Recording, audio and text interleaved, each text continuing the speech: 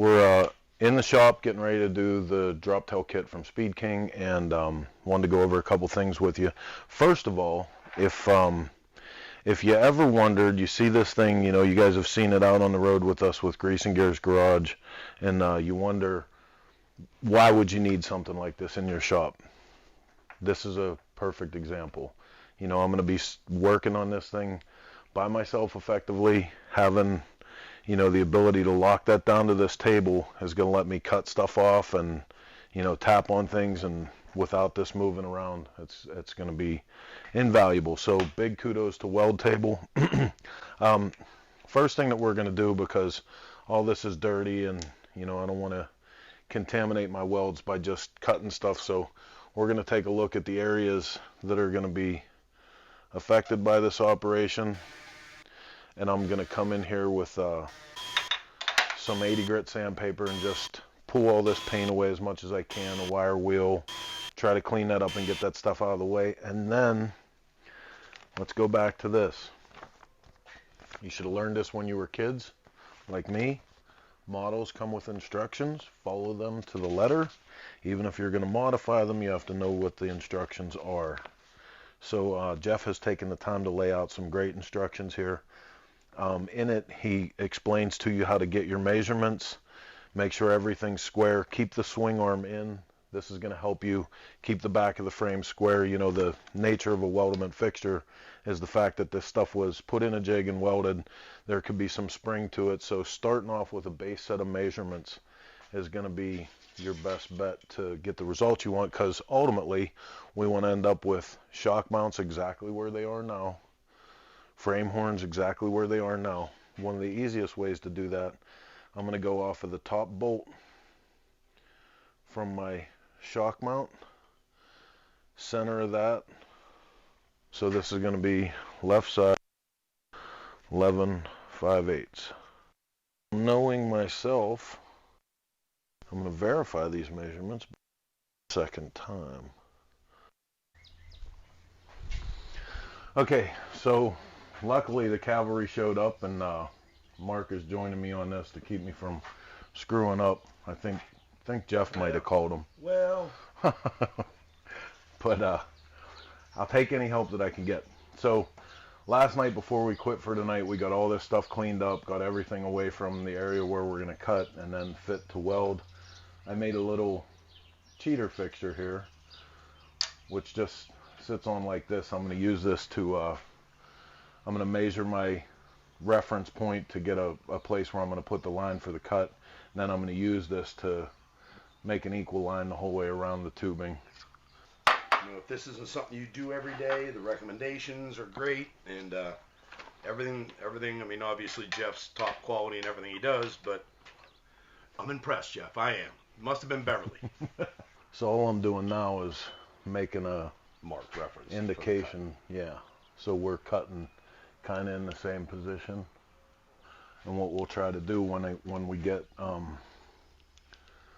the cut done, we'll try to grind down to the top of that line, and then we'll check it for level and everything.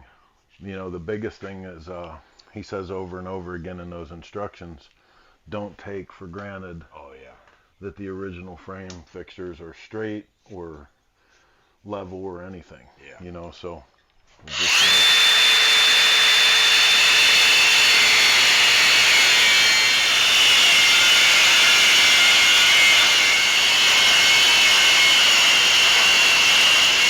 that's a 3/4.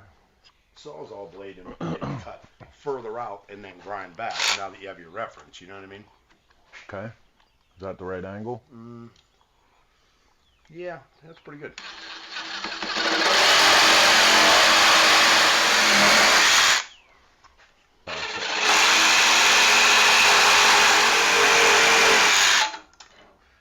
Anybody in the market for a partially used?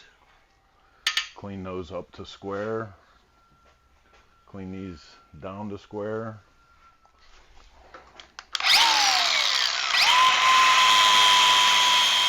Okay, so at this point, we have relieved the motorcycle of its stock shitty seat rails. right now we've done our measurements, you know, where we did with our stock shock mounts, and we're about 1/8 of an inch on this side too high. Before we take that back off, we're going to square up the face on our pieces here and get our measurement for the tubing, because obviously we went a little bit long on this. You can see where we're at there. So again, it's recommended. What we're doing now, we've measured our cup depth. We have about a 9/16 depth on the cup, and even though that we realize this is the outside, so it should be a little bit long, we're going to make our line there and then add our 9/16 to it, and probably add another little hair just so we're safe. Yeah. And then we'll cut that off, refit everything, and see where we're at. Okay, so let's mark this one right side.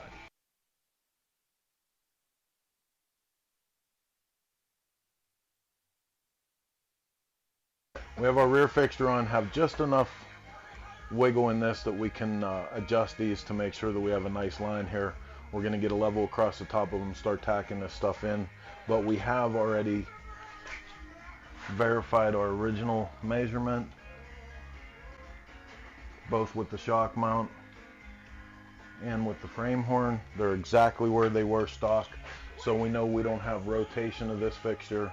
We also know that we're not too high or low or too close or far away. We haven't, you know, we had a little bit of springing on the right side down tube that we had to account for, but other than that, everything went together pretty smooth and pretty close to the way it was factory. Okay, so we tacked all our sections in place, remeasured everything. I actually got a little bit of a weld bead going here, but before we get into these castings, we're actually going to preheat these. Jeff says right around 500 degrees. You know, once you get these things hot, the heat doesn't dissipate real fast, especially when you're welding on stuff, so it's not going to take a whole bunch of this. That's why you can do it with a, you know, little hand torch and map gas. We're just going to heat these up, and what Jeff says that does is it'll keep the casting from cracking, you know, with a quick application of heat. Yeah, you can feel them. They get up the heat pretty quick. Okay, so now we're going to continue on. We have the frame out of the fixturing that we had it connected to the table with. I'm literally just going to start spinning it around and finish my root pass welds, which are my deepest welds. Let that all cool down. I'm doing, you know, like 1/2 inch at a time and jumping around so I can try to keep it from moving as much as possible. And then when that cools down, we're going to come back and, you know, dress out our welds. Okay, so got all my root welds done, did a filler weld or dressing weld, and now I'm going to take my air file and work the weld proud down a little bit.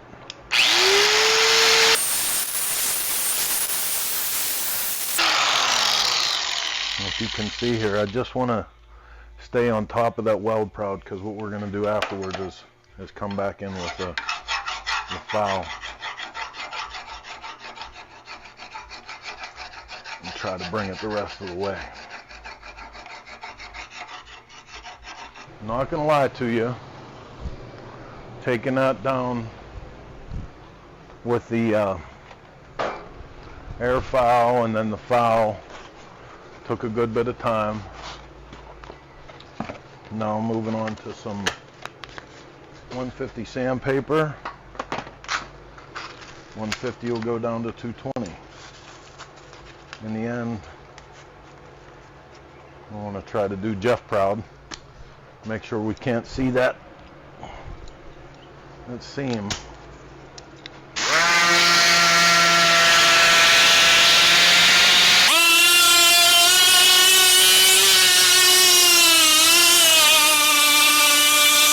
All right, man, so here we are. Went through the process of air file. You can see my shit is just breaking apart. I was using a bunch of that. air file down to hand file, down to DA sander with 150, saw where some of my trouble areas were, came back to air file and file, back to DA sander with 150, then I moved to 220 in the end. I got a beautiful, beautiful finish. And like I said, man, this is a fantastic product to begin with. With Jeff's Speedking parts and accessories, he does sell a adjustable swing arm so that you can move your shocks further back and even get a more aggressive look with this. He also sells a special oil tank and battery box that is fit for this drop tail conversion. Killer products. Took me an afternoon, you know, so I mean, in a shop like this one, you know, this is the little 2-car garage attached to my house that we call the Grease and Gears Garage. You too can install the Speedking Drop Tail conversion. So get on it. I got a lot to do because now we got to hurry up and get this thing back up on wheels, get the benchmark fenders mounted, lots to do on the Twisted T dragger. So we'll see you guys next time.